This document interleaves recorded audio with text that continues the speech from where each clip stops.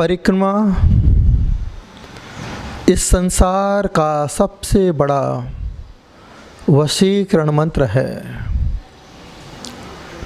इसके बस में ही सारा संसार चल रहा है।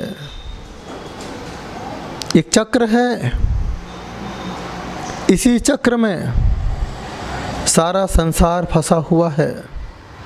ऐसा कहते हैं 6 काल हैं, 6 काल के चक्र चल रहे हैं, जिसमें पहला चक्र सुखमा काल का है। उसके बाद सुखमा है, इसके बाद सुखमा दुखमा है, इसके बाद दुखमा सुखमा है, इसके बाद जो इस समय चक्र चल रहा है उस चक्र का नाम दुखमा है। इसके बाद जब छठवां चक्र आएगा उसे कहेंगे दुखमा चक्र। इस संसार में जो भी जीव आता है वह चक्र लगा करके ही आता है।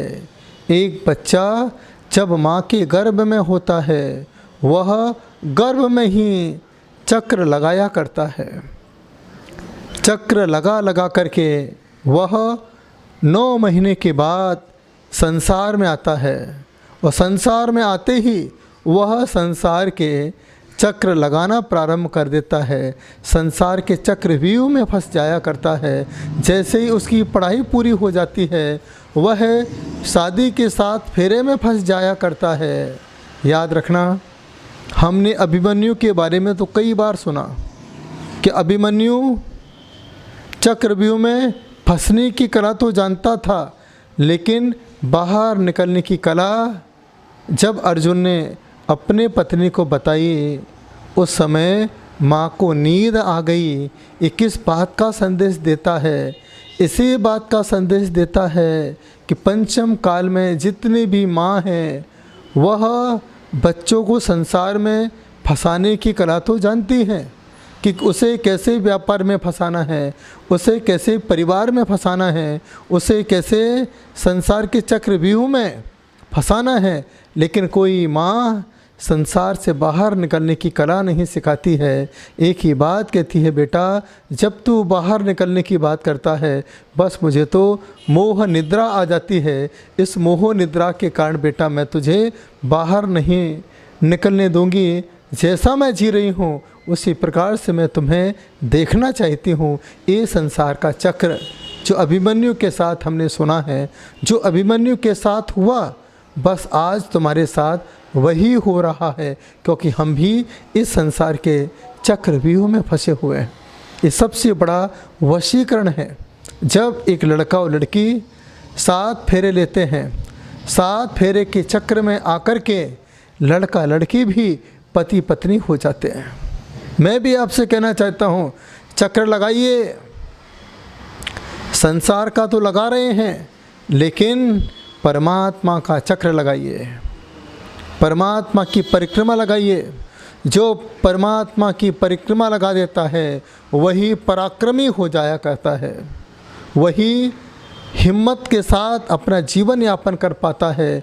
क्योंकि जब हम संसार की परिक्रमा लगाते हैं तो हम संसार में फंस जाते हैं। जो परमात्मा की परिक्रमा लगाता है, तीर्थ की परिक्रमा लगाता है, वही संसार के चक्रव्यूह से बाहर निकल सकता है। तो माँ ने तुम्हें चक्रव्यूह में फंसने की कला सिखाई और महात्मा और परमात्मा ही तुम्हें चक्रव्यूह से बाहर निकलने की कला सिखा सकते हैं। तो प्रातःकाल संसार के चक्कर लगाने से पहले मंदिर में जाकर के परमात्मा की परिक्रमा लगा लेना। कम से कम 3 परिक्रमा लगा करके प्रभु से यही कहना है, प्रभु बस मैं संसार चक्र से छूटना चाहता हूँ। 7 परिक्रमा लगा लेना, 9 परिक्रमा लगा लेना, जितने साल के हो गए उतनी परिक्रमा लगा लेना। तीर्थ यात्रा पर यदि आपको परिक्रमा लगाना है, शक्ति है 108 भी परिक्रमा लगा सकते हैं। परिक्रमा से ही हम किसी को बस में कर सकते हैं। आपने सुना होगा गणपति ने किसकी परिक्रमा लगाई? गणपति ने माता और पिता की परिक्रमा लगाई।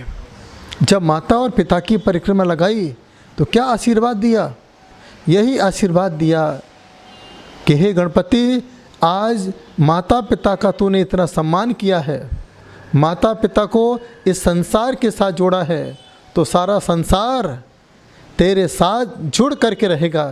तेरे बिना संसार का कोई काम पूरा नहीं होगा। इसलिए हिंदू संप्रदाय के हर श्रावक, हर विद्वान सबसे पहले गणपति को याद करते हैं, क्योंकि उन्होंने माता पिता का सम्मान किया है। आज संसार उनका सम्मान कर रहा है। जो परमात्मा का सम्मान करता है, जो संतों की परिक्रमा लगाता है, उसका 3 लोक में नाम हो जाया करता है, 3 लोक में उसका सम्मान हुआ करता है। वह संसार के चक्रव्यूह से बाहर निकल जाया करता है। तो याद रखना, जीवन में परिक्रमा लगाइए। संसार की तो लगा रहे हो और लगाना, कोई मनाही नहीं है। खूब शादी करना, खूब पति और पत्नी बनना, एक बार परम पिता परमात्मा के परम भक्त बन जाना परिक्रमा लगा करके। एक संत भी जब आपके यहाँ पर आहार करने आता है, हम उसकी 3 परिक्रमा लगा करके संत की पूरी ऊर्जा को अपने बस में कर लेते हैं। विचार करो, 3 परिक्रमा के प्रभाव से एक संत जो हर किसी के आगे आगे चलता है, लेकिन 3 परिक्रमा के प्रभाव से संत आपके पीछे पीछे चलता है।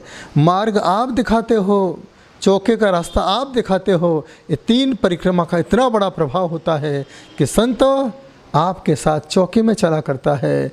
जब हम परमात्मा की 3 परिक्रमा लगाते हैं तो परमात्मा की दिव्य शक्तियाँ आपके हर संकट में आपके साथ साथ चला करती हैं। तो जीवन में परिक्रमा का इतना बड़ा प्रभाव सोचिए। क्या कभी आपने ऐसा किया? मेरे साथ तो ऐसा हो चुका है। मुंबई में चातुर्मास मैंने गुरुजी के साथ किया। एक चौका 1.5 से 2 किलोमीटर दूर, गर्मी का समय, मैं अंजलि लेके चला। आधा किलोमीटर हो गया, पसीना पसीना हो गया। मैंने इशारा किया, बोले महाराज जो सफ़ेद बिल्डिंग है बस उसके पीछे अपना चौका है। जैसे तैसे इतनी बड़ी बिल्डिंग, वो पीछे कितने दूर होगा सोचिए। पीछे तक पहुंचा, फिर मैंने इशारा किया, उसने कहा देखो महाराज जी, आप बार बार करोगे, मैं तो आपको स्पष्ट बता रहा हूँ, आप जितने आए हो आपको उतना ही और चलना है। अब मैंने सोचा मंदिर गया तो कोई पड़गाने वाला भी नहीं मिलेगा, इससे अच्छा जिसने परिक्रमा लगाई है उसके साथ ही साथ चलते हैं। आप विचार करो, एक लड़की जब लड़के के साथ 7 फेरे लेती है, क्या परिणाम निकलता है? वह लड़की लड़के के इशारे पर चलती है। जहाँ जहाँ लड़के का ट्रांसफ़र होता है, जहाँ जहाँ लड़के का व्यापार होता है, वहाँ वहाँ पर लड़की को लड़के के साथ रहना पड़ता है। एक परिक्रमा का प्रभाव देखिए। और यदि आप परमात्मा की परिक्रमा लगाते हैं, संतों की परिक्रमा लगाते हैं, तो कितना बड़ा प्रभाव आपके साथ हो सकता है। इतने बार आप शिखर जी यात्रा गए हैं, कितनी वंदनाएं की हैं, क्या आपने परिक्रमा की? नहीं की ना, तो शिखर जी की यात्रा का कोई फल नहीं मिलेगा। आपको परिक्रमा लगा के ही शिखर जी की यात्रा का पूरा फल मिलेगा। जब कभी शिखर जी की यात्रा करो, हर टोंक की कम से कम 3 परिक्रमा करो, और 3 परिक्रमा करने के बाद ओम नमः सिद्धेभ्यः आप करके देखिए। फिर आप देखिए आपके जीवन में चमत्कार हो सकता है। अरे हिंदू भी परिक्रमा लगाता है, मुस्लिम संप्रदाय में भी परिक्रमा लगाई जाती है। जब जब मुस्लिम संप्रदाय हज की यात्रा पर निकलती है, हज करने निकलती है, काबा जाती है और काबा जाकर के वह परिक्रमा लगाती है। वहाँ पर परिक्रमा को तवाफ कहते हैं। वहाँ पर उनकी परिक्रमा उल्टी होती है, उसे वामावर्त परिक्रमा कहते हैं। और हम सभी लोग दक्षिणावर्त परिक्रमा करते हैं। एक समय ही हिंदू उल्टी परिक्रमा लगाता है, मृत्यु के समय उल्टी परिक्रमा लगाते हैं, वामावर्त परिक्रमा लगाया करते हैं। और मुस्लिम संप्रदाय हमेशा वामावर्त ही परिक्रमा लगाया करता है। वहाँ पर भी परिक्रमा है और यहाँ पर भी परिक्रमा है। यही परिक्रमा आपको पराक्रमी बना सकती है। हर किसी को बस में करना हो, आप तो परिक्रमा लगा दो। वश में करने का इससे अच्छा और कोई उपाय नहीं है। आज पत्नी तुम्हारे बस में है। बच्चों से कहना चाहता हूँ, आप मम्मी पापा की परिक्रमा लगा दो, सब कुछ तुम्हें मिल जाएगा। आप सिर्फ इस संसार से जुड़ना चाहते हो तो संसार में ही परिक्रमा लगा रहे हो। पढ़ते भी हम बार बार संसार महादुख सागर में प्रभु गोते खाते आए हैं। हम बार बार प्रभु इस संसार के चक्रव्यूह में फंस चुके हैं। लेकिन हे प्रभु, किसी माँ ने मुझे बाहर निकलने का रास्ता नहीं बताया है। बस महात्मा और परमात्मा ही इस संसार चक्रव्यूह से बाहर निकलने का रास्ता बता सकते हैं। यदि आप संसार चक्रव्यूह से बाहर निकलना चाहते हो, उठो, प्रातःकाल प्रभु की कम से कम 3 परिक्रमा लगाओ, 9 परिक्रमा लगाओ, यात्रा करने जाओ, तीर्थ वंदना करो, वहाँ पर भी 3 परिक्रमा कम से कम। जन्म जरा मृत्यु के नाश के लिए, हे प्रभु फिर दोबारा जन्म ना हो, फिर कभी बुढ़ापा ना आए, फिर संसार में बार बार तड़प तड़प के ना मरना पड़े, ऐसी भावना जो बनाता है वही जीव अपनी आत्मा का कल्याण कर सकता है। आज हमने माँ के साथ परिक्रमा लगाई, आज हमने परिवार के साथ परिक्रमा लगाई, आज हमने संसार के साथ परिक्रमा लगाई।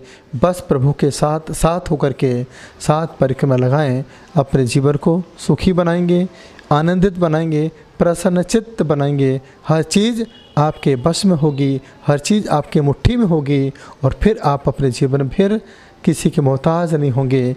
यह रुपया भी गोल है, गोल रुपया ही आपको बार बार संसार में परिक्रमा लगाने के लिए मजबूर कर रहा है। बस इससे गोल हो जाओ, इससे इसको भूल जाओ और प्रभु के चरणों में गोल गोल होकर के प्रभु के प्रति समर्पित हो जाओगे, तो ही नियम से आपकी आत्मा का कल्याण हो सकता है।